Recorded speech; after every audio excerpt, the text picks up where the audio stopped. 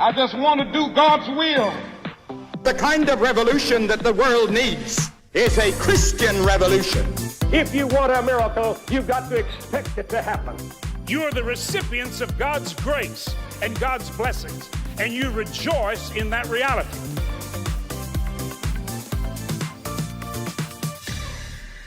Hey everybody, and welcome back to Life Today Live. My name is Jordan Murphy, and I am just excited to be in the studios today and talk to somebody. I have read this book from front to back, and I just know that it is going to be so powerful. Today we have Tori Hope Petersen in the house talking about breaking the patterns that break you.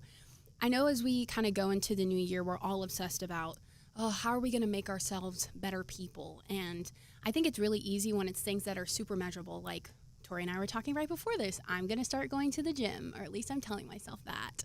And those are measurable goals, right? And things that are easy to just see and go after. But sometimes it's really hard to dig deep into the things that we emotionally need to recover from, that we emotionally and mentally and spiritually need to make a change in the patterns that we have created for ourselves. And so I'm excited for today. Tori's going to give us so many tools to just put in our toolbox and take with us throughout the year to help us break the patterns that break us. So Tori, thank you so much for being on the program with us today.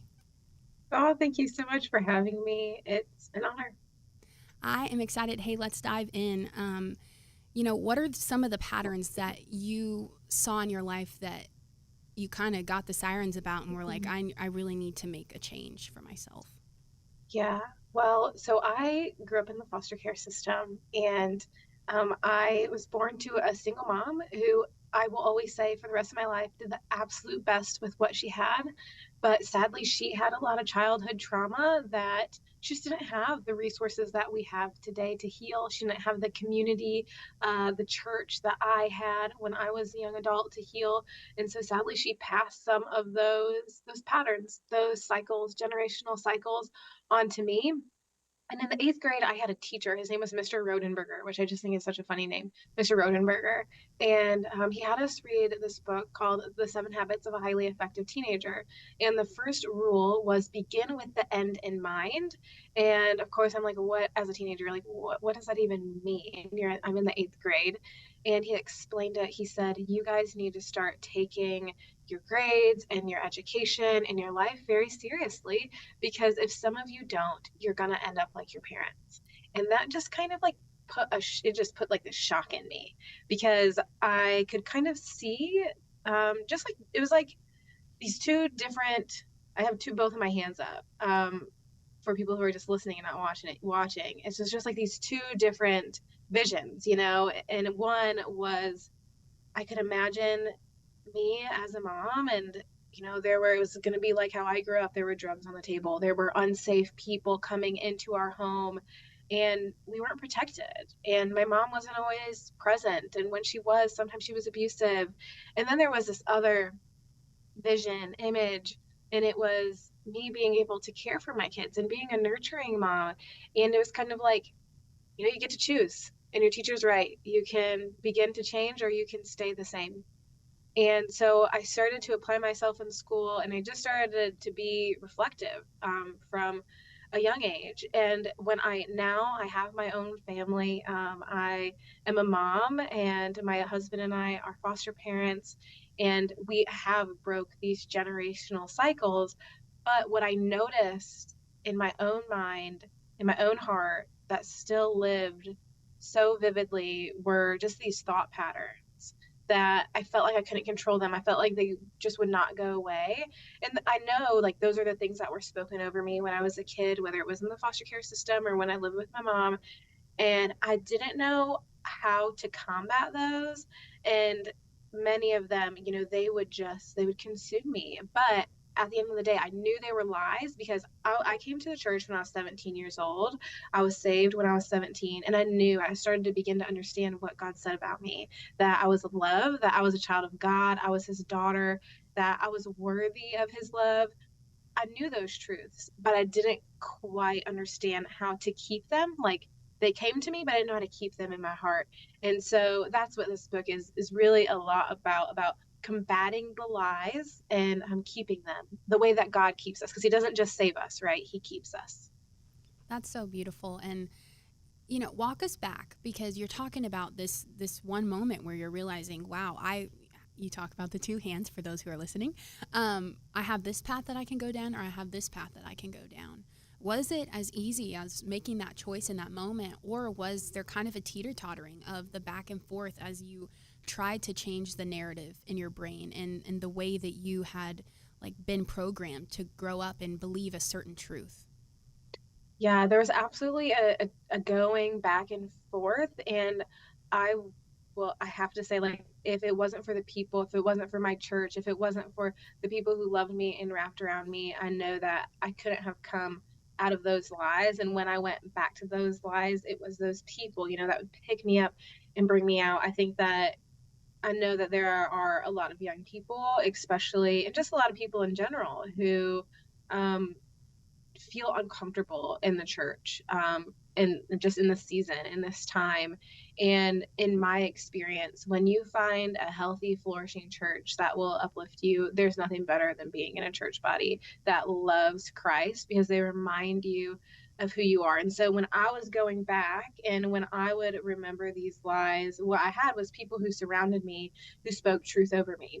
And those, for me, I think that one of the things that really helped me, I was, like I said, I grew up in the foster care system. I didn't grow up in the church. And so as I'm growing in the faith, something that helped me greatly was having these strong leaders around me.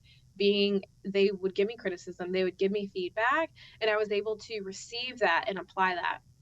But then as I got older and as I grew in the faith, I would just keep practicing that. Like, whatever anybody told me, I needed to receive it, and I needed to change, and I needed to get better. But then it became so taxing. And I realized that God also gives us discernment. He wants to give us humility so that we can receive, but he also gives us discernment, because not everything that everybody says, not everyone deserves a microphone in our lives. Not everyone deserves a voice in our lives, especially if they're people who aren't bearing fruit, if they're people who aren't walking with the Lord, if they're people whose, their life looks vastly different than a life. Maybe they're proclaiming the name of Jesus, but their life doesn't look like they're walking with Jesus. We cannot give people those a microphone. We are called to seek wise counsel, but not all counsel is wise. And so what I realized is, yes, God has given us this ability to receive feedback and criticism, which is actually truly a gift, because we can use it to grow closer to the Lord, to be more like Jesus. At the same time, he's also given us the gift of discernment, to discern when to receive that feedback and when not to. And so now, like I say in my book, I use a lot of scripts. So scripts are what I would say, there are these lies that maybe come in your mind and they circle through over like a tape recorder. They repeat themselves over and over and over again, and you don't know how to get yourself out of those. And so now, I have scripts that replace those lies. And so one of the things that I say, maybe when someone gives me criticism or feedback, I usually think about it. And there are sometimes I'm like, okay, you know what, that is true for me. I receive that. That's something that I really need to ponder on and maybe work on with the Lord to be closer to him and to be more like Jesus. And then there are sometimes people who give me criticism and feedback, and I will think about it and pray about it, and I'll say, that's not for me. I do not receive that. And it just ends right there. Mm, that's powerful. And what do you do in that moment because sometimes it's easy when maybe if it's over text or, and something in passing, but sometimes people follow up and they're like, hey, have you made this change in your life? Have you done the things that I've talked with you about? How do you address that kind of situation where it's a relationship with somebody that, hey, you know what? I've prayed about it, and you are not somebody who needs to be sitting at my dinner table. You can maybe support me from the balcony, but I don't need to hear you right here. So how do you create those boundaries in your life with those kinds of people? Yeah, I love that. I always say, you can have a seat at the table, you just don't have a microphone. And so, I very well, I think that in my ministry, I think inclusivity is a large value of mine. Hospitality is a large value of mine. And so there are many people who sit at my table that I may not receive their criticism and feedback. And so if they would address me again like that. Like if they would come to me and say like, what do you think about this? Or this doesn't look like it's something that we haven't talked about this again.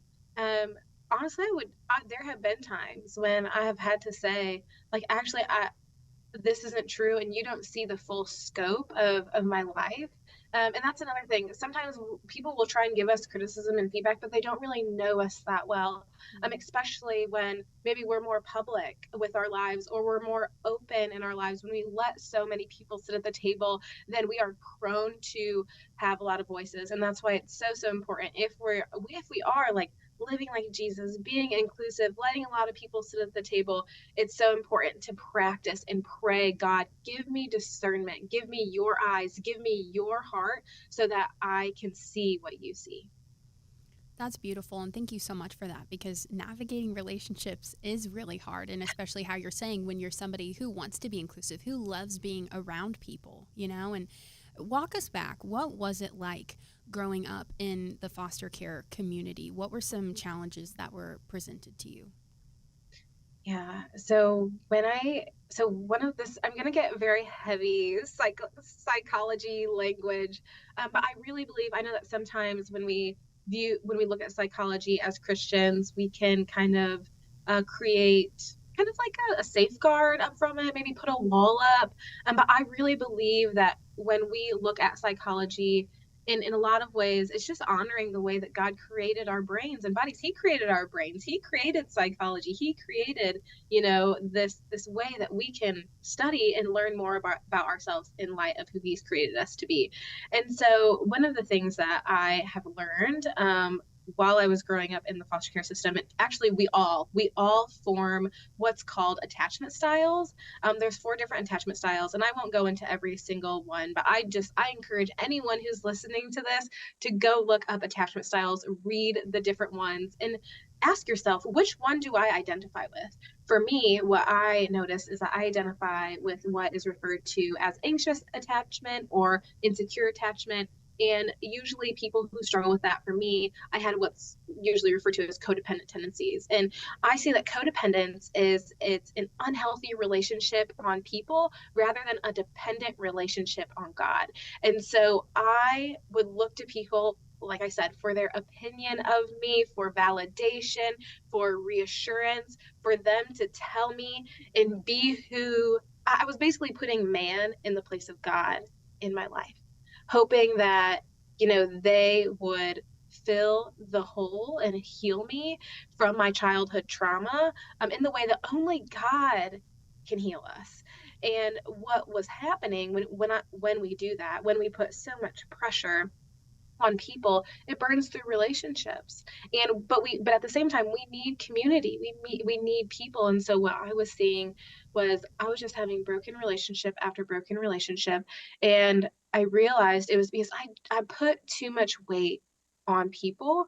And the second thing is, another thing that codependent people tend to do, or people with insecure attachment tend to do, is they tend to latch onto people that also have unhealthy tendencies. So codependency was first discovered when people were researching, these psychologists and researchers were observing alcoholics, and they identified that the people in their lives were codependent because they often enabled their behaviors. And so for me, I would get into these relationships with people and I would think that I could save them, and I thought that I could make their lives better. And then months would pass, years would pass, and everything would just come crumbling down. And it became this pattern in my life, and I didn't know why it was happening. And so I know now this pattern was formed when I was a child. So anxious and insecure attachment is formed when you have a caregiver who is maybe super loving, but then they'll leave out of nowhere, or maybe they're super present, but then they'll abuse you. And so their behavior is very inconsistent.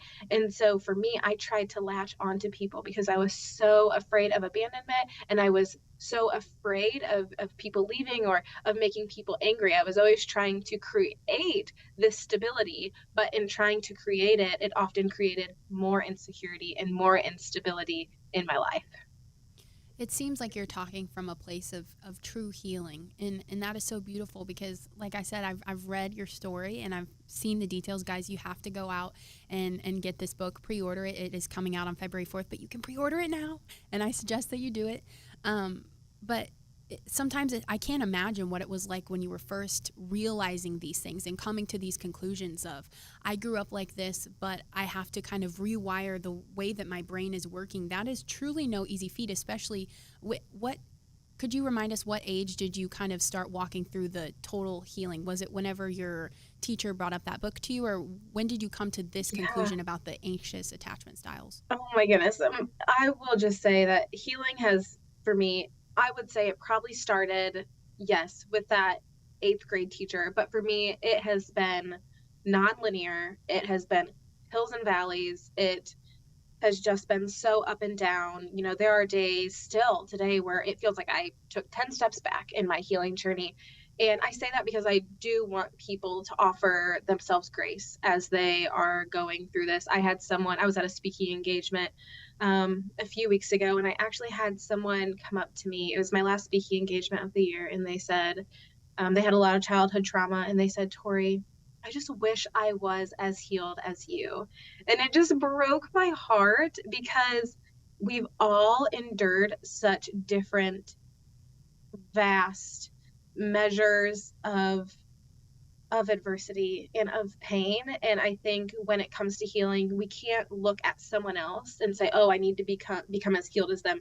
We actually just need to look at our past selves. So oftentimes what I do is I look at younger adult Tori, or I look at teenage Tori, or I look at child Tori, and I ask, how would I have reacted in that situation this many years ago? And did I do better today? Was my response more holy and more Jesus-like today? And I think if you can answer yes, then you are healing. You are moving towards healing. And, you know, a lot of us, some of us, I believe in miraculous supernatural healing. I believe that God can heal us today on earth, but many of us, suffering is a part of our journeys, and it'll be a part of our journeys because ultimately, you know, Jesus suffered. He was a man of much suffering. And sometimes I think to reflect Jesus and to be closer to him and to understand his suffering, we too have to endure suffering. So for some of us, we will not be fully healed until we are eyes to eyes with Christ. But there is still so much hope in that, because there is hope in suffering, because ultimately it brings us closer here on earth to be eyes to eyes with Christ. That is so beautiful. And I think a lot of times, thank you for touching on that, because a lot of times I've even heard friends say, well, because I still struggle, that must mean that I'm not healed. And Jesus never promises us that we won't struggle. He actually promises the opposite, you know, but that we can, the beauty is that you're saying we can become more like him. We can be a vessel for his truth, for his word. And you sharing your testimony, I believe has just helped so many people, not only just youth in the foster care system, but also adults that have aged out of it, but still carry that with them. Mm-hmm. And I think that, you know, we've seen that Satan really uses shame to disconnect us from not only other people, but from ourselves in Christ. And so what do you say to somebody who's maybe feeling stuck? They're in the healing process. And I know you said it's not linear, but sometimes when we've been on a mountaintop and now we're in the valley, it can be so incredibly discouraging. What do you say to somebody who's feeling stuck and looking up from the valley and just saying, I don't want to have to go up again. I don't want to have to go up again to know that I'm going to have to just eventually go back down or have a hard day.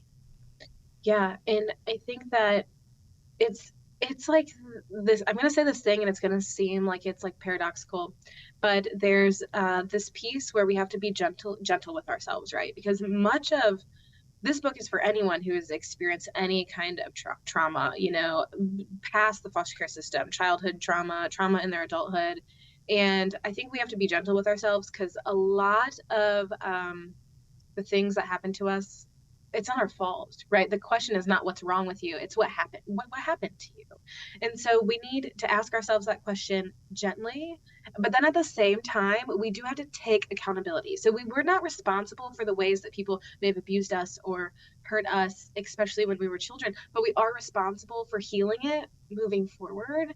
And so that's the piece where we do have to take accountability, and we do have to muster up like our strength and be honest with ourselves and move up the mountain. And remember through it all that God is with us. Something that has been so comforting to me is just the idea that in my weakness, like, God is strong. God gives me that strength, and so I can be weak and I can climb up that mountain like limping and crying, and he will be sitting there with open arms ready to receive me, strong, and he is the one that keeps us safe.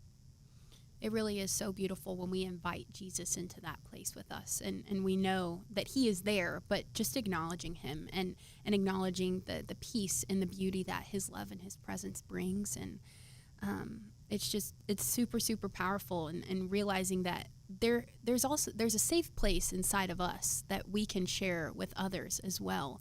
You're a wife and you're a mom, and how has navigating through your traumas, change the way that you navigate the relationships with your husband and your kids?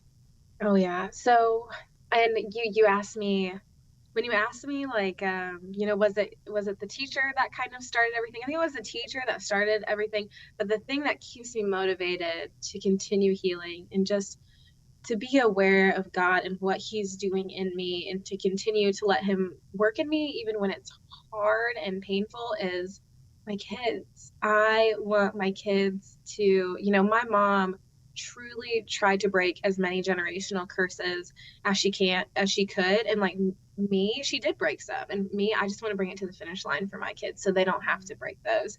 And so, really, how I have navigated it is I've just had to be very aware of myself, very aware of the Lord, had to be self-reflective.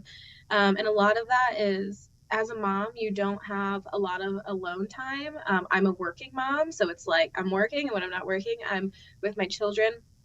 But something that's been very, very important to me is pushing myself to get alone so that I can hear the voice of God, and so that I can be reflective and understand what he wants of me. For a long time, being alone was very scary. And that goes back to that codependence, right? It's kind of like you're addicted to people. You depend on people. You can't be alone, because you're really looking for the affirmation of people at all times. And when I learned to be alone with God, it became this gift, where I could be reflective. And so, just to give you an example, like when I started parenting, it was like, okay, I want to be who I needed as a kid. Like, I want to be who I needed, which is such a good intention. And a lot of us should start there. That's where I started, and I think that was good for me. But then I realized, like, actually, I think when you have truly like found healing, you can say, actually, this person in front of me is different than me, and I need to be not just who I needed, because it's not really about us. Taking care of other people is not about us, it's about them. And so sometimes we need to be who they need, and sometimes that can be the same. Like, sometimes who my kid needs is like who I needed, but sometimes it's actually different. And so I think when we are able to take ourselves out of the situation and see people, see our children, see our family for their own individual self, with their own individual needs beyond ourselves, I do think it really does signal some significant healing. And I'll say again, when I probably, like, the first couple of years that I was a mom, a lot of the decisions I feel like I made were like, I loved my children. I was a nurturing mom, but I think a lot of the decisions I made, I felt were like protecting me. And then, like, these past 4 years, my oldest is 6, and I've just become like, I just have like this mama bear instinct that is different, and it's protective, and it's just different. And before, I think I was making decisions because I was trying to heal myself. And now I can tell like my decisions are because of my kids, and it's just like a different kind of instinct. And I think that has come from a deeper kind of healing. Were there any traumas from your childhood that you thought maybe, oh, I'm healed from? I feel like I've sorted through this. I know we talked about it being linear, but you know what I mean. I've walked through this to receive healing, and I feel like I've handled this. But whenever you're walking through childhood with your children, that maybe some things popped up that you didn't realize that there was still some pain there. Oh yeah. This is going to feel really vulnerable. But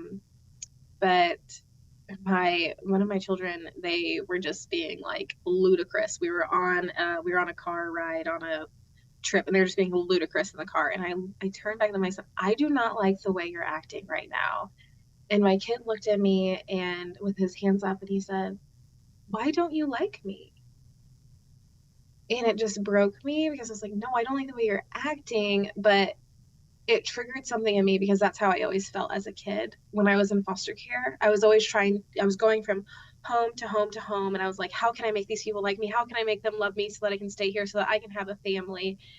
And it's just like always reminding me how to be careful with my words, and how to be softer, how to be gentler with myself, and how to be gentler with my children. But it is, in parenting, there are so many moments where I'm triggered, where I'm reminded of my childhood, and where I'm reminded constantly, to be softer, because you never know what's going to stick in their little hearts.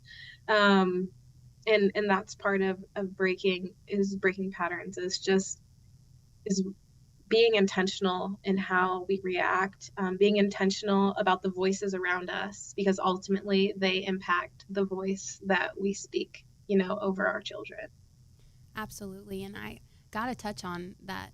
You had mentioned that throughout your childhood and growing into adulthood, that you had so many people around you to give you honest feedback and criticisms, and that kind of helped shape and mold you to the person you are today. And I think that's powerful, that you're not just allowing your kids to just get away with any kind of behavior, but wanting to parent them, but also do it in a way that is still honoring and loving and kind. And I think it's so beautiful that your son felt comfortable enough to say what he was feeling, rather than keeping it inside and internalizing it. And so you've got to be doing something amazingly right to be able to create that kind of atmosphere that your children feel like they can be honest and open with you. And I think that's beautiful. And thank you for sharing that, because I think a lot of parents, I'm not a parent yet, but my siblings are parents and my friends are about to become parents. And so I'm looking at it through obviously a different lens, but they say it definitely changes you, and it's really hard, because a lot of times parents just like to say all the things that they do right and all the things that their kids do right. And so being able to just have that open dialogue for sure helps somebody else that has gone through a similar situation, and maybe their child wasn't able to be honest and kind of share that with them. And so you are making so many impacts, more than you know. And just thank you so much for being on the program with us today. If you could leave one thing with the people who are listening to this, with the people who may go out and pre-order your book for February 4th, what is one thing that you would love to leave with them today? Yeah, I think, just a lot of people who have endured some kind of trauma, or who have these lies that are ultimately the patterns that I talk about in the book are these lies that have permeated our hearts and our brain, that are just not true, that contradict who God calls us to be and what He's spoken over us.